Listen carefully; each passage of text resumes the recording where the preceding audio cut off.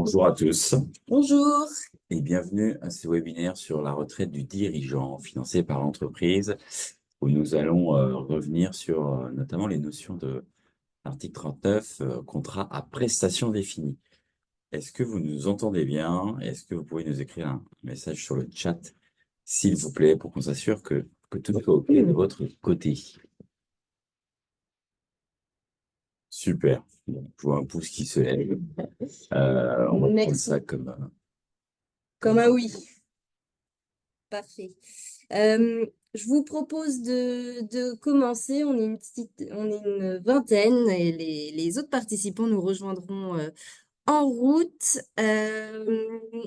Aujourd'hui, on a le plaisir de vous retrouver sur la retraite ciblée du dirigeant, l'article 39. Alors, je suis Laure Guénaud, responsable commercial Solutions Entreprises sur la région Île-de-France et j'ai le plaisir d'être accompagnée de Bruno Laurenceau qui est directeur commercial sur l'épargne individuelle. Et aussi, effectivement, sur la partie Île-de-France où je vous accompagne également sur la partie collective. Donc, on a le plaisir, effectivement, de partager ce matin donc sur des notions de prestations définies. Vous verrez, c'est une solution qui est assez intéressante et on va vous donner un petit peu notre point de vue de comment l'utiliser et comment, notamment, la présenter aussi auprès de vos clients. Alors, je te propose de démarrer. Alors, aujourd'hui, ce qu'on vous propose, c'est évidemment une présentation de la solution et notamment la définition, hein, qu'est-ce que l'article 39, mais aussi comment il fonctionne et quel est son intérêt. Et puis, bien entendu, on va un petit peu illustrer ça avec des exemples chiffrés à un cas pratique pour revenir à la fin avec Bruno sur notre offre RS 39 Gallia. Et avant de commencer, une petite introduction sur le panorama des solutions qui existent au sein de l'entreprise. Donc, vous avez bien entendu la possibilité de cibler, hein, de faire du ciblage dans l'entreprise avec le Perrin financé par l'entreprise. Donc, ça va notamment concerner les dirigeants sans salariés, les TNS notamment. Et puis, on élargit un petit peu la catégorie avec le PEROB, hein, notre outil à cotisation définie on va pouvoir avec lui cibler une catégorie objective de bénéficiaires. On verra avec notre article 39 hein, dans son fonctionnement l'un des intérêts, c'est également le ciblage d'une catégorie qui peut être non objective, mais également qui peut concerner une seule personne. Et puis, bien entendu, hein, on étend les dispositifs avec le partage de la valeur, avec l'épargne salariale et les différents outils et les différents flux qui vont être accueillis dans nos PEI Pérécoï. Donc, vous avez les primes d'effort à l'épargne avec l'abondement et puis nos outils managériaux avec l'intéressement qui est une prime d'effort à la performance pour motiver et fidéliser les salariés et la prime de partage du résultat qui est la participation. Alors, ce que j'aime bien dans cette slide, effectivement, c'est que en travaillant donc avec RS, on a la possibilité, comme vous le comprenez, d'avoir une vision, une approche globale sur le sujet du chef d'entreprise, qu'il soit salarié ou qu'il soit non salarié. Et on va pouvoir notamment interfacer les différents dispositifs. C'est là aussi notre plus-value. Nous ne sommes pas un assureur, nous ne sommes pas un banquier, donc on va pouvoir combiner des solutions individuelles, des solutions plus catégorielles, pourquoi pas des solutions pure collectives. Et pour certains clients, c'est là où la valeur ajoutée, elle est également, c'est de mettre un ou plusieurs dispositifs en œuvre. Et nous sommes là, bien sûr, pour valoriser votre expertise auprès du client. Et donc, cette solution article 39, elle a un intérêt, on va le voir, mais elle a aussi un coût, et on va le voir également. Et oui, Bruno, si tu peux nous présenter un petit peu cet article 39 et nous en dire plus. Exactement. Donc, alors, l'article 39 a été revu notamment par la loi Pacte. Donc, vous aviez peut-être déjà connaissance d'anciens sujets de contrats à prestations définies. Donc, on va être toujours sur cette notion de prestation définie qu'on reviendra tout à l'heure dessus, plus en détail. Mais surtout, l'avantage de cette nouvelle solution, c'est que les droits à retraite sont acquis chaque année. Dans les anciennes versions, j'ai envie de dire, de régime prestation fini, donc il fallait achever sa carrière au sein de l'entreprise. Donc là, maintenant, on acquiert ses droits chaque année au fil de l'eau. Donc, je quitte ma société demain. J'ai mon article 39 que je vais pouvoir notamment récupérer et avoir continuer à voir ce compte se valoriser, j'ai envie de dire, et que je pourrais retirer notamment à l'âge de la retraite. Donc ça, c'est l'avantage majeur. Donc, j'ai des droits qui sont acquis maintenant. Côté employeur, donc là, on cible librement une catégorie de personnel. Donc, je peux très bien dire, ce sont les cadres dirigeants. Donc, on ne rentre pas dans cette notion de catégorie objective sur lequel on est obligé de respecter, notamment pour les régimes PER obligatoires, donc les anciens 83.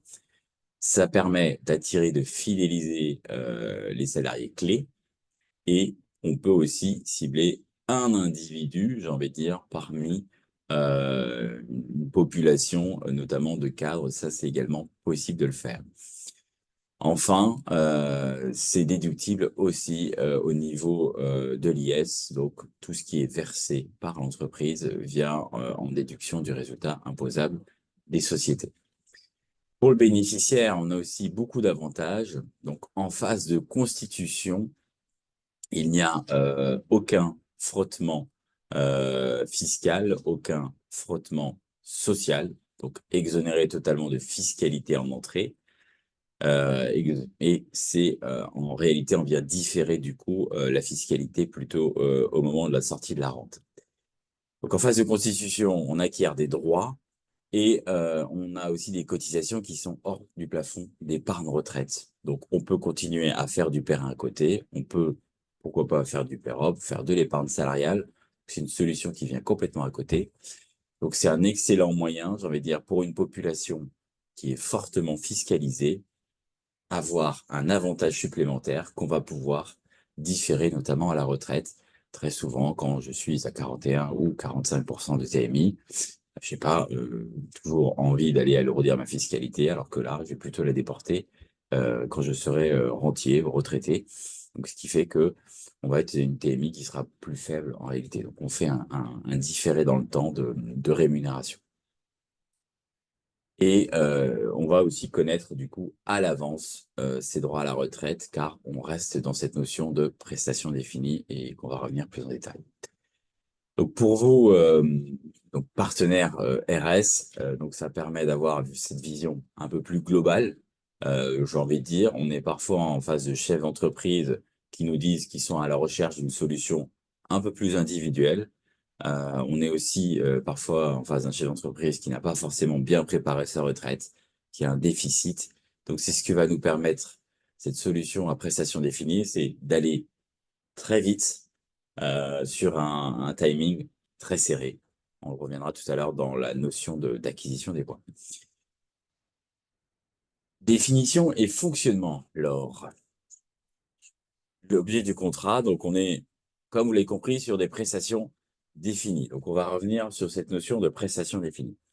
Donc, qu'est-ce que ça veut dire? Ça veut dire que je vais pouvoir mettre en place ma solution article 39, comme vous l'avez compris, sur un individu ou sur plusieurs individus. Je reviens sur cette notion qui est très importante. Donc, il faut être assimilé salarié. Donc, un TNS est exclu de ce régime à prestation définie. Et on insiste aussi sur un point, c'est que je suis seul président de ma SAS, je peux quand même bénéficier de cette solution très avantageuse. Donc, quand on parle de prestation définie, donc ça veut dire quoi? Ça veut dire que quand je mets en place le contrat, donc je viens tout de suite définir quel va être mon niveau de rente que je vais acquérir chaque année. Donc, c'est cette notion-là de prestation définie. On va, une fois que j'ai défini mon niveau de prestation, donc il va être corrélé notamment au revenu. Donc, je vais vous prendre un exemple. J'ai 100 000 euros de rémunération, imaginons. Donc, je décide d'acquérir chaque année 1% en retraite donc ce qui ferait 1 000 € de retraite que je décide d'acquérir chaque année, donc sur une temporalité. Et donc, moi, je vais faire du coup l'opération inverse. Donc, je vais faire un appel de cotisation envers l'entreprise. Ça va être corrélé, bien sûr, à l'espérance de vie. Surtout, c'est ça qui va définir le coût entreprise plus une taxe qu'on va voir après. Donc, à l'adhésion, je définis mon plan, entre guillemets, d'acquisition. Phase d'épargne, donc l'entreprise va verser chaque année les cotisations pour venir alimenter le compte individuel du salarié. C'est ça qui est intéressant. Et enfin, au départ de la retraite du salarié, donc c'est là où on va avoir sa rente viagère. Donc, en cours de constitution, on va pouvoir faire donc ce fameux appel de cotisation déductible pour l'entreprise, et enfin le compte individuel pour la vision des droits des affiliés. Donc, on va envoyer un relevé de compte chaque année. Si l'assuré décède, bien sûr, en phase de constitution, donc c'est un capital qui est versé. On l'a peut-être pas rappelé, mais si vous avez des questions, on vous invite effectivement à les mettre dans le fil de discussion. Et la liquidation, donc je vais pouvoir liquider en rente viagère. J'aurai bien sûr, comme sur un régime PER obligatoire, donc j'aurai aussi la possibilité de prendre des options de rente. Et enfin, quand je pars à la retraite, donc il y a deux possibilités. Est-ce que le fonds est suffisamment constitué? Donc parce que en réalité, c'est l'entreprise qui prend un engagement vis-à-vis de son salarié en matière d'acquisition de retraite. Donc quand on arrive au bout, en bout de course, on va regarder notamment si tout ce qu'on avait, j'ai envie de dire, promis aux salariés est arrivé ou non. Et donc, à la fin, en bout de course, donc, s'il y a effectivement assez sur le fonds, on vient liquider cette retraite avec les options qui seront au choix du bénéficiaire. J'insiste sur ce point. Et enfin, si on se rend compte qu'il manque dans ce compte, on fera un appel de cotisation. L'entreprise versera ou non, ça restera bien sûr au choix de l'entreprise de verser. Absolument. Et l'intérêt pour l'entreprise, Bruno? Intérêt, c'est, comme vous l'avez compris, assez intéressant. On cible Excuse-moi. une personne, on fidélise les collaborateurs. On le rappelle, on n'est pas gêné par cette notion de catégorie objective. On pourrait très bien préparer en termes de population le comité exécutif, le COMEX, le CODIR, enfin bon, voilà, peu importe. Et c'est une solution qui est différenciante. Vraiment, on insiste sur ce point. Voilà, tout le monde, j'ai envie de dire, connaît l'épargne salariale quasiment. La retraite obligatoire, un petit peu moins, les périns. Donc là, on arrive avec une solution encore différente. Et on paye moins d'IS. Les cotisations sont déductibles du bénéfice Je imposable. crois qu'il y a une question, Bruno. En effet, sur la notion de décès, où on y viendra tout à l'heure. D'accord. On a un petit peu parlé du fiscal et du social. Est-ce que tu peux un peu nous préciser au niveau de l'entreprise ce qu'il se passe? Exactement. Ce qui se passe au niveau de l'entreprise. Donc, il y a effectivement l'appel de cotisation qui est versé chaque année.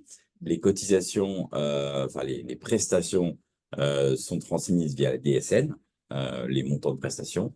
Et enfin, donc, on a payé la prime à l'assureur, et à côté, il y a une contribution patronale sur les primes. Donc, on va le dire que c'est une taxe.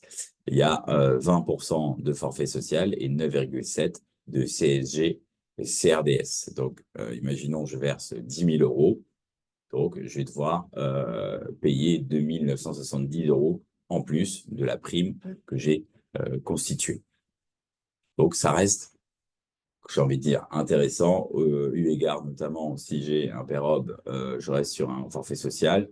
Et en réalité, en phase d'activité, j'ai aussi de la CSG, CRDS finalement côté bénéficiaire. Au niveau du bénéficiaire, justement, comment se passe la fiscalité? Donc sur les primes en phase de constitution, donc il ne se passe rien. On insiste sur ce point important. Et enfin, quand je vais percevoir mes arrérages de rente, Donc, en effet, je vais être soumis, donc comme sur une retraite PEROB, donc je vais la déclarer dans les cases de pension, retraite, rente. Donc, c'est une rente viagère à titre gratuit.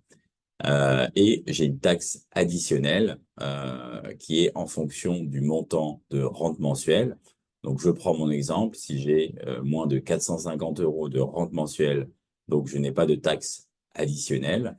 Si je suis à 584 euros de rente mensuelle, donc j'aurai mes 484 premiers euros qui seront à zéro. Et enfin, j'aurai 7 euros à supporter de taxes. Donc, c'est 100 euros fois ces 7% que je viendrai supporter. Et en termes de prélèvements sociaux, donc on est comme sur les mêmes prélèvements sociaux que sur une rente PEROB. Donc voilà comment ça se passe. Donc c'est assez intéressant sur un public, notamment de cadres dirigeants. C'est vraiment le public qui est visé par ce type de solution. On a très souvent un taux de remplacement qui est très faible. Et donc c'est justement, ça vient récupérer ce taux de remplacement. Et absolument, et justement, hein, tu viens de le dire, Bruno, les cibles à privilégier, c'est effectivement avant tout les mandataires sociaux. Alors, on le rappelle, les assimilés salariés, cette solution ne concerne pas les TNS, et puis, pourquoi pas, les collaborateurs clés de l'entreprise hein, pour les fidéliser et les récompenser. Bien entendu, on l'a déjà dit, ça va concerner les entreprises qui ont de la trésorerie. Et puis, on va voir des exemples tout à l'heure hein, pour voir comment tout ça se passe. Petite précision au niveau des mandataires sociaux et également des personnes qui gagneraient plus de 8 fois le plafond annuel de la sécurité sociale en termes de rémunération. On va ajouter dans le dispositif une condition de performance hein, qui est assez libre hein, tant qu'elle est objective et mesurable. Vous avez un exemple ici, hein, ça peut très bien être un résultat positif voire une augmentation du chiffre d'affaires. On n'est pas effectivement restrictif sur cette condition de performance, mais elle est obligatoire quand on est mandataire social ou qu'on a effectivement une rémunération supérieure à l'UPAS. Et effectivement, hein, vous l'aurez compris, l'idée de cette solution, c'est aussi de pouvoir récupérer rapidement un complément de retraite qu'on aurait négligé auparavant. Donc, on va cibler également des personnes qui sont assez matures. Le principe des autres solutions finalement de retraite, hein, on est généralement sur des solutions à cotisation définie, donc notamment le PEROB ou j'ai envie de dire même un PER1, je verse ma cotisation qui vient alimenter le compte. Là, et on va partir du principe qu'il faut généralement beaucoup de temps pour se constituer un capital important, voire une rente importante. Là, c'est l'inverse. Donc, on définit le montant de prestation et j'ai envie de dire en 3 ans ou en 4 ans, on peut arriver sur des montants qui sont assez substantiels. Et on va voir dans le cas pratique concrètement comment ça se passe. Mais avant ça, précision sur... Alors Bruno l'a dit tout à l'heure, hein, il y a une contre-assurance décès donc, qui est inclus. Et donc, en phase de constitution, s'il y a un décès, les personnes visées par la clause bénéficiaire vont percevoir un capital avec fiscalité de l'assurance vie. Et puis, si vous liquidez votre article 39, vous allez pouvoir personnaliser un petit peu les options de rente avec notamment une rente réversible, avec un taux à paramétrer et pourquoi pas également des annuités garanties pour réduire l'aléa. Et donc, sur la garantie d'essai, donc c'était la question de tout à l'heure, on est effectivement sur la fiscalité de l'assurance vie. Donc, voilà, ça reste aussi quelque chose d'intéressant en termes de transmission. Absolument.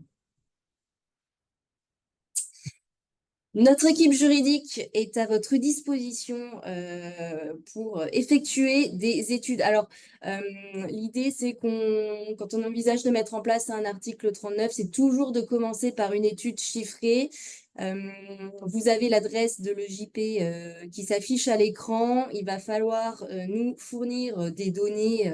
Donc, vous vous doutez un petit peu des données à fournir, hein. Ça va être évidemment la date de naissance du bénéficiaire, son départ prévisionnel, son âge de départ prévisionnel à la retraite, bien entendu sa rémunération annuelle brute et aussi nous préciser s'il y a un taux de revalorisation sur la rémunération parce qu'en cours de vie, effectivement, on va pas toujours avoir une rémunération fixe, hein, et puis, bien entendu, définir la prestation, donc le montant de prestation entre 0 et 3% à définir. C'est important. Et donc, voilà, il y a une réactivité assez intéressante, hein, généralement 48 à 62 heures. Vous avez effectivement les résultats de l'étude. Et cette notion elle est importante d'avoir la rémunération, l'évolution aussi de salaire qu'on souhaite anticiper. Et enfin, on est toujours entre 0 et 300% du montant. Donc, c'est le système d'acquisition de points qui se fait ainsi. On a une question auquel je vais répondre. Donc, si la performance n'est pas au rendez-vous pour les mandataires sociaux, l'entreprise ne peut plus verser sur l'article 39. Donc, tout dépend effectivement de quelle est la condition de performance que j'ai précisée. On pourrait aussi imaginer de mettre plusieurs clauses de performance, si on veut, j'ai envie de dire, maximiser le potentiel versement. Autre question, pas de sortie en capital possible? Non, effectivement, on n'est pas sur le système de PEROB, sujet, j'ai envie de dire, en fonction du montant de rente annuelle. Là, on est sur une acquisition, en effet, de retraite. Et après, si je ne touche pas, j'ai envie de dire, au capital, ce sera utilisé en transmission. C'est pas l'objet du contrat, en tout cas, c'est le service d'une rente.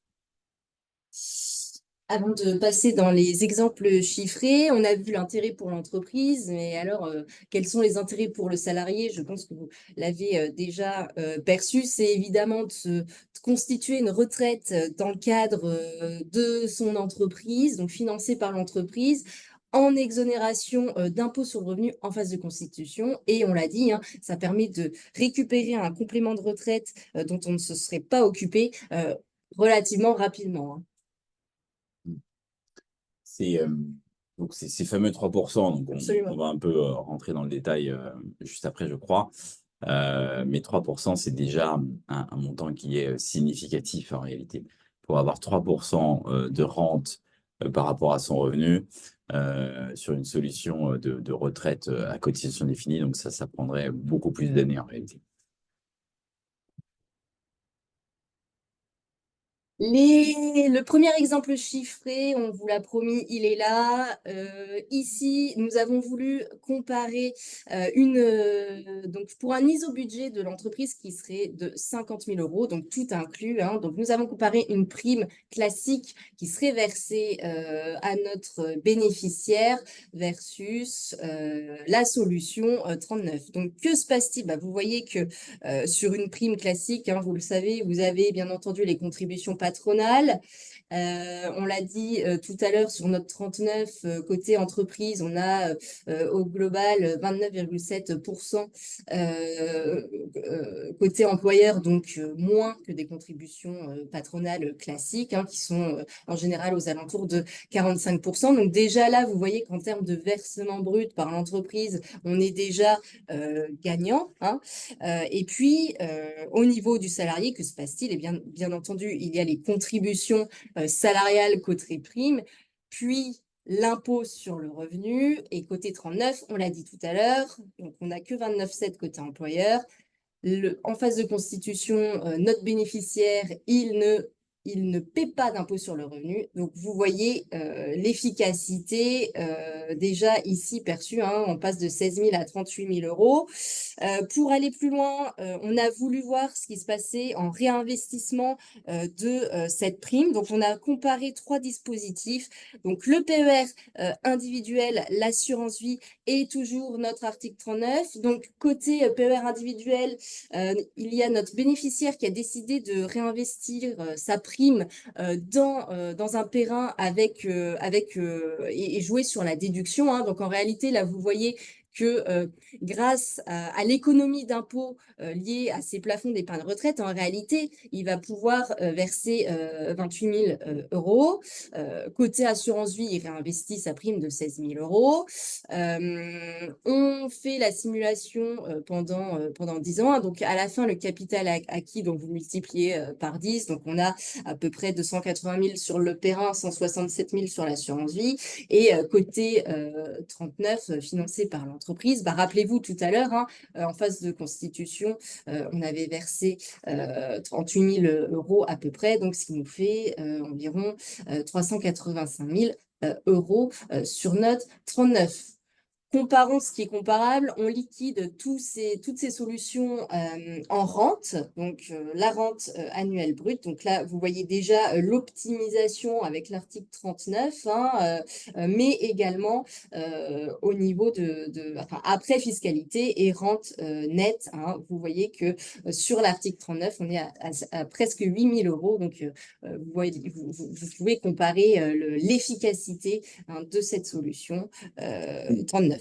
L'idée de ces quelques chiffres, c'est de se dire, si mon but est effectivement de sortir en rente, voilà l'efficacité que je vais avoir. C'est ça l'objectif. Donc, on peut avoir effectivement de la retraite, de la rente via l'assurance vie, on peut avoir de la rente via le périn.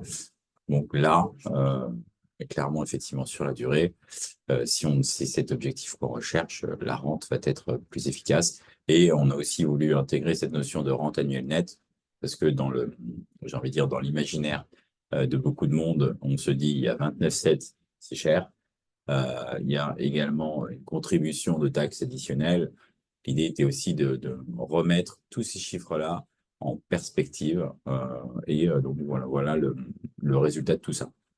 On va prendre un exemple Un cas pratique. tout à l'heure. Et je vais juste revenir sur une notion avant qu'on rentre dans ce cas pratique, c'est que chaque année, on peut aller entre 0 et 3% du montant qu'on vient convertir en rente. Donc c'est ça, je gagne 100 000 euros, je peux aller jusqu'à 3 000 euros de retraite maximum. Et enfin, j'ai cette notion où on n'a pas assez insisté sur l'ensemble de ma carrière, donc je peux aller jusqu'à 30 points. Donc, ce qui veut dire que si je suis au maximum de cette acquisition de 3 points par année, ça veut dire qu'en 10 ans, j'ai finalement rempli mon stock de 30 points que je ne peux pas dépasser. À l'inverse, je vais plutôt être sur 1 point, imaginons. Donc là, je pourrais aller jusqu'à 30 ans de planification.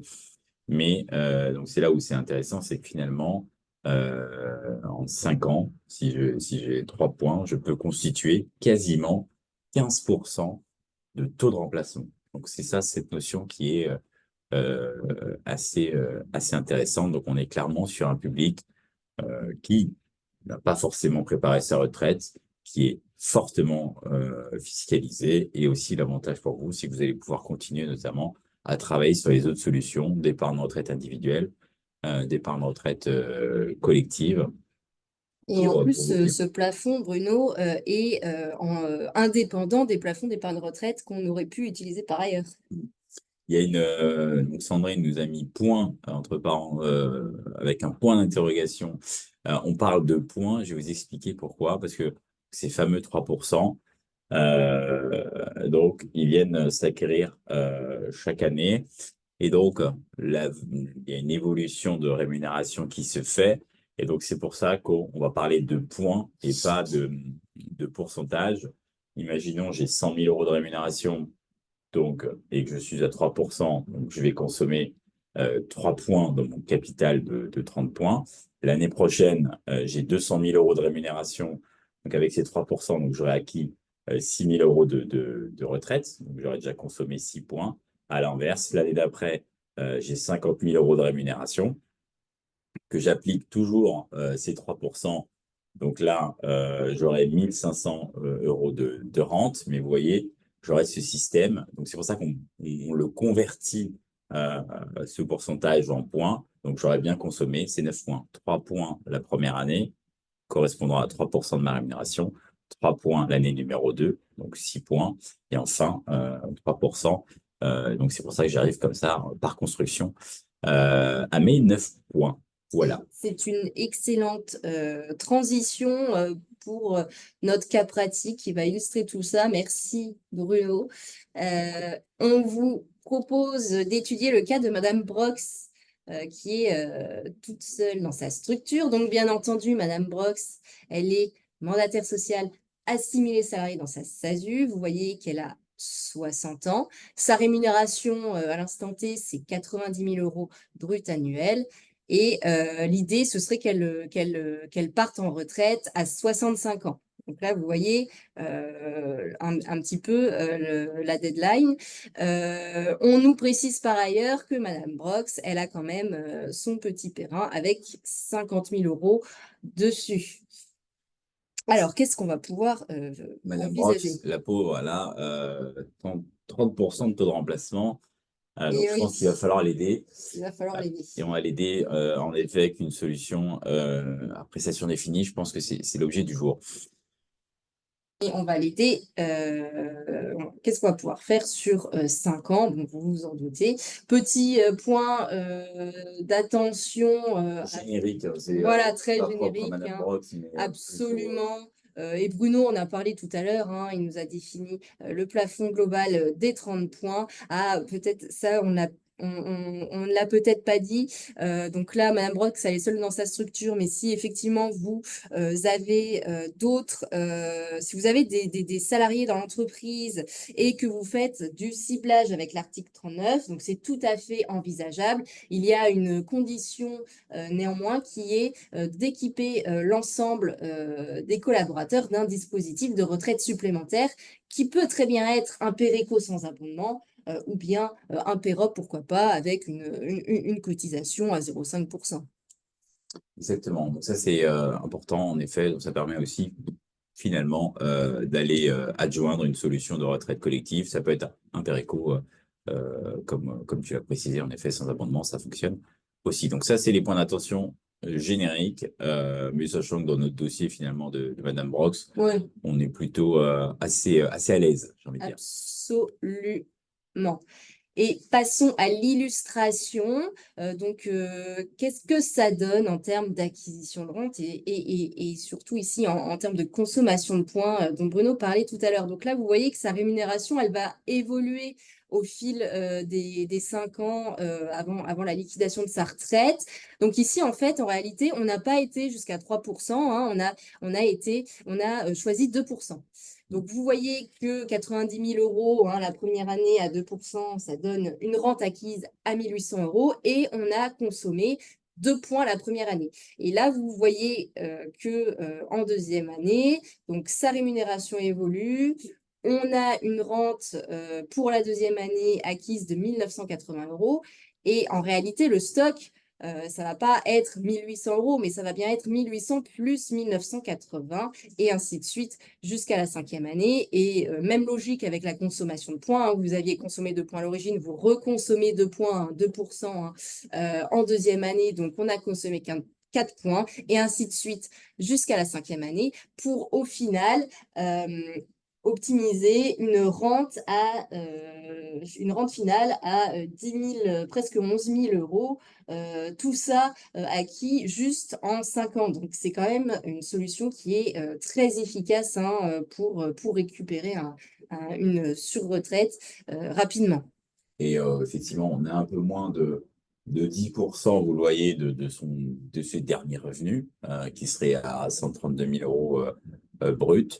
On aurait pu effectivement aller plus loin, aller sur une acquisition de 3 points. Mais le cas est intéressant, c'est de se dire qu'en 5 ans, j'ai quasiment préparé 10% de taux de remplacement. C'est assez spectaculaire. Donc après, on a vu la consommation. Et on va Vous voir doutez bien que bien sûr, il y a un coût associé. Le coût est surtout, je le répète, hein, dépendant de l'espérance de vie. absolument. C'est pour ça qu'on est sur un coût important. Donc, effectivement, hein, pour illustrer, Donc, on a bien compris que dans cette solution à prestation définie, on connaît son montant de rente acquise.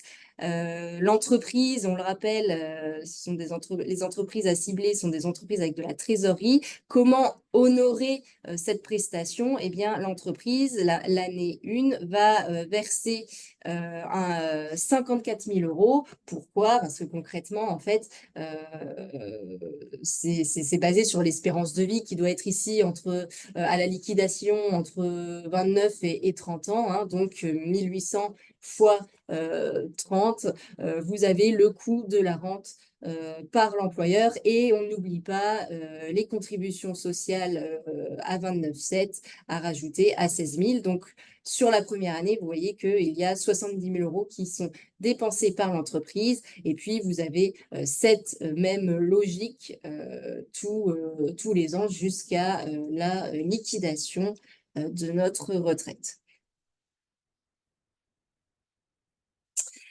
Bruno, est-ce que tu peux nous parler un peu plus de l'offre commerciale Bien sûr. RS39 Gallia? Nous avons effectivement situé une offre, nous avons fait un appel d'offres en son temps, donc, sur lequel on a sollicité les différents acteurs, qui sont très peu nombreux sur la place, donc à proposer ce type de solution. Et donc, on a été chercher une solution souple, agile, et on a aussi demandé à l'assureur, notamment d'avoir la possibilité, nous, chez RS, de pouvoir, j'ai envie de dire, réaliser les études. Donc, il y a voilà la construction de cette offre. Et on a voulu une offre souple. Pourquoi? Parce que on est parfois sur ce type de solution, sur des montants minimum d'1 million d'euros. C'est le cas de certains assureurs sur la place, ou de minimum 100 000 euros. Donc, nous, on a choisi notamment un assureur pour lequel il nous offrait la souplesse de faire tout type de dossier et sans minimum de montant. Accompagnement de proximité, à l'instar de l'accompagnement qu'on fait sur notamment l'épargne salariale, l'épargne collective. On va pouvoir aussi vous accompagner en entreprise. C'est des solutions qui peuvent être un peu plus techniques que ce que vous avez l'habitude de manipuler. Donc, il faut aussi aller expliquer aux chefs d'entreprise, notamment l'intérêt de la rente. Vous êtes nombreux à le faire, mais voilà, il faut parfois user d'un peu plus de pédagogie. C'est une approche globale des dispositifs des barres entreprises. C'est ce qu'on vous offre en matière d'expérience et d'expertise en travaillant avec nous. Et enfin, les ingénieurs patrimoniaux sont à notre service pour réaliser des études et adapter, pourquoi pas, les hypothèses. Absolument. Et donc, la gestion financière. On n'a pas encore eu cette question, mais on a une contrainte notamment réglementaire sur le sujet de la prestation définie, c'est qu'en cas de disparition de l'entreprise, l'assureur est obligé de financer à minima 50% de la rente prévue. Et donc, comment on arrive, j'ai envie de dire, à faire cet exercice? On fait cet exercice en imposant un minimum de 50% de fonds en euros dans l'allocation qui va être choisie. Donc, et on a encore une fois été chercher l'assureur le mieux disant sur cette partie de gestion financière. Donc, on a de la souplesse de 50%, j'ai envie de dire, pour aller choisir quelques unités de compte. Donc, on est sur un choix beaucoup plus restreint que l'univers que vous connaissez d'habitude.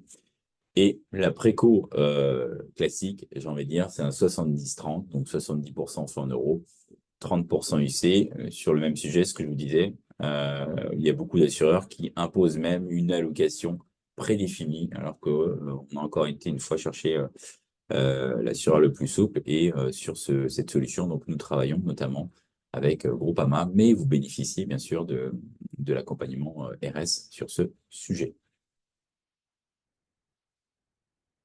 Vous avez toute la documentation qui est déjà disponible donc, sur votre espace partenaire, donc mise en place notamment de la retraite 39. Donc, on a fait une rubrique retraite PEROB et article 39. Et enfin, voilà, la photo, La photo de famille. la photo de famille. Vous bénéficiez de cet accompagnement, effectivement, que vous soyez, j'ai envie de dire, dans la Creuse ou en Normandie. Donc, voilà, vous êtes toujours accompagné. Nous sommes arrivés au terme de cette formation. On va, formation, donc échange, j'ai envie de dire. Je vous invite à poser vos questions. On a un sondage aussi à vous faire parvenir. On a eu la question du support. Est-ce que ce support sera disponible sur l'espace partenaire? Oui, il le sera. On est en train justement de refaire une petite évolution sur l'espace formation. Donc normalement, semaine prochaine, vous aurez accès à tous les derniers supports du semestre 2 et notamment celui-ci. On vous invite à poser vos questions. On va vous faire un rapide sondage. Alors, donnez-moi, il est ici. Tuc. Alors, pourquoi il n'est pas... Peut-être Voilà.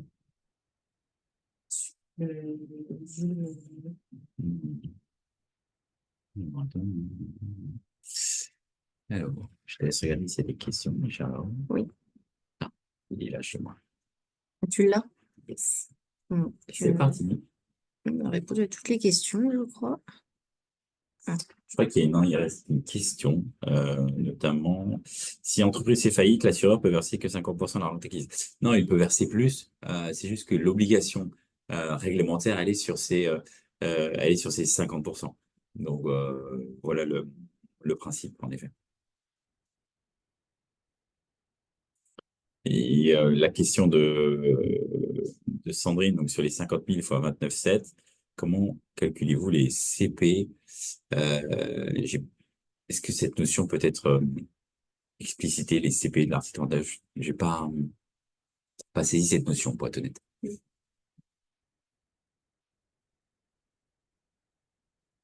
Ah, alors c'est pas des charges patronales, en effet, c'est plutôt une taxe. Donc c'est 20% de forfait social et 9,7 de CSG-CRDS par définition, mais ce ne sont pas des contributions patronales, hein, parce que pour le coup, il n'y a pas de constitution côté bénéficiaire, on est uniquement sur une taxe.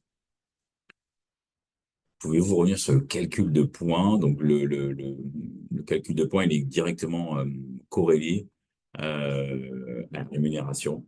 Et donc, c'est ce que finalement on vient définir en termes de prestations au démarrage.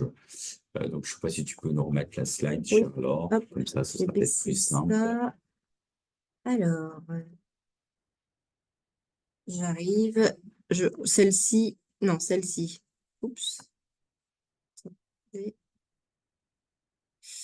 J'arrive pas à me mettre dessus. Excusez-moi. Voilà. Donc, ici, on a l'illustration. Ok, super. Alors, calcul de points. Donc, premièrement, c'est nous qui avons défini, entre guillemets, dans notre cas pratique, le montant de rente acquise. Et on avait défini arbitrairement, entre guillemets, qu'on allait acquérir 2% de rente par rapport à la rémunération. Et donc, voilà comment se construit ce calcul de points. Donc, j'ai pris 2% de ma rémunération en rente, ce qui fait que j'ai consommé 2 points sur les 5 ans. Donc, j'ai mon nombre total de points consommés de 10 sur les 5 ans. Je ne sais pas si ça a été assez clair. La rente est-elle revalorisée après liquidation? Très, très bonne question. En effet, on va bénéficier, comme un rentier classique, j'ai envie de dire, de la rémunération, du bonus, de la revalorisation des rentiers de Groupama, en effet. Est-ce qu'on a répondu à toutes les questions? Je pense que oui. Donc, merci d'avoir répondu aux questions. Donc, premièrement, ça vous positionne, j'ai envie de dire, différemment par rapport à vos confrères. Ça vous permet d'avoir une approche globale de l'entreprise. Ce que j'aime à dire, c'est que ce produit il nous permet d'aller regarder tout de suite quel est le taux de remplacement estimé du client, combien on veut aller chercher, solution où on peut être seul, et on va pouvoir aussi aller chercher d'autres solutions avec le client en fonction de je suis TNS, je ne suis pas TNS. C'est là où c'est intéressant et ça nous permet aussi de continuer à travailler sur le périn. Autre avantage, pas de consommation des plafonds d'épargne retraite.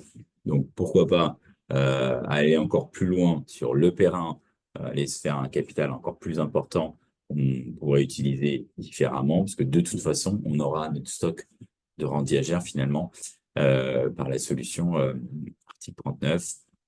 Donc, on a toujours une solution à aller présenter aux chefs d'entreprise. Et donc, chez RS, on peut vous apporter voilà, l'éventail des solutions d'épargne collective qui existent en France. Alors, je vais mettre fin au sondage. Est-ce qu'il nous reste des questions, cher Laure? Je vais regarder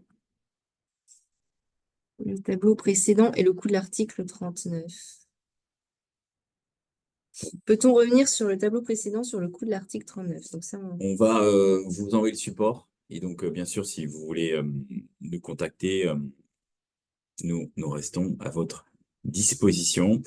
On vous souhaite une excellente journée. il y a peut-être encore une autre Dis-moi question. alors. Cela signifie que dans 5 ans, j'ai cumulé une rente de 10 989 € qui sera ensuite allouée en fonction de l'espérance de vie. Non, la rente, elle est bien acquise. C'est une rente brute qui a été acquise. Et donc, c'est déjà en gros, c'est l'avantage de cette solution-là, finalement, c'est qu'on connaît. On se base déjà sur l'espérance de vie en phase de constitution de la solution et c'est comme ça aussi qu'on détermine le coût employeur et le versement à effectuer chaque année pour honorer cette rente. Hein. C'est vraiment basé sur, voilà, on a 1 800 € de rente. Combien l'employeur doit verser? Eh bien, c'est 1 800 € fois l'espérance de vie à la liquidation. Donc, on se base au départ sur l'espérance de vie et à la fin, les 10 989 € en fait, ont été déjà constitués en fonction de ces paramètres-là et c'est ce qu'on aura comme rente viagère à la liquidation. Hmm. Merci à tous. Laure, je te laisse le mot de la fin et je vous dis à très bientôt pour de nouvelles formations. Eh bien, merci beaucoup d'avoir participé à ce webinaire. Je vous souhaite une excellente fin de semaine et je vous dis à bientôt sur le terrain. Au revoir. Au revoir à tous.